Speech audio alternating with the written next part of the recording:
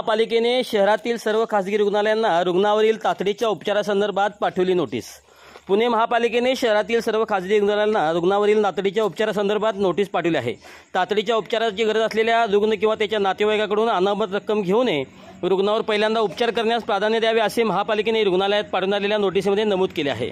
महापालिकेच्या भूमिकेमुळे तातडीच्या उपचारासाठी रुग्णालयात दाखल होणारे रुग्ण व त्यांच्या नातेवाईकांना चांगलाच दिलासा मिळण्याची शक्यता आहे। दीनानाथ मंगेशकर रुग्णालयामध्ये तातडीचे उपचार न केल्याने तनिषा भिशे या गरोदर मातेच्या मृत्यूची घटना नुकतीच घडली। पैशाच्या मागणीवरून रुग्णाचा जीव गेल्याच्या या घटनेवर विविध राजकीय पक्ष, सामाजिक संघटनांनी रुग्णालयाविरुद्ध तीव्र आंदोलने केली। दरम्यान रुग्णालयाने या प्रकारची दखल घेत तातडीच्या उपचारासाठी दाखल झालेल्या रुग्णाकडून अनामत रक्कम न घेण्याची भूमिका जाहीर केली। त्यानंतर पुणे महापालिकेला अखेर जाग आली आणि महापालिकेने शहरातील सर्व खासगी रुग्णालयांना नोटीस बजावली आहे। तातडीच्या उपचाराची गरज असलेल्या रुग्णांना तात्काळ ठेवून रुग्णालये अनामत रक्कम भरण्यासाठी रुग्णाच्या जीवाशी खेळण्याचा प्रकार करतात। उपचार वेळेत न मिळाल्यामुळे रुग्णांना आपला जीव गमावण्याची वेळ येते।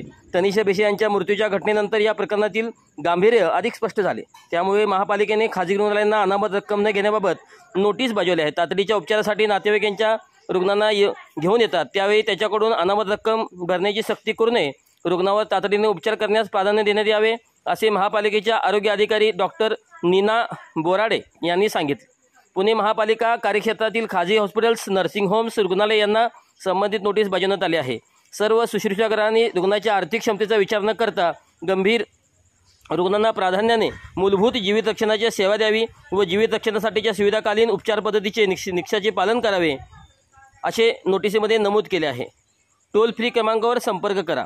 रुग्णालयाने अनामत रक्कम भरण्याची सक्ती केल्यास किंवा वैद्यकीय नियमांचे पालन न केल्यास या म्हणजेच 1800-233-2151 या टोल फ्री क्रमांकावर तक्रार करण्याचे आवाहन महापालिकेच्या आरोग्य विभागाने केले आहे।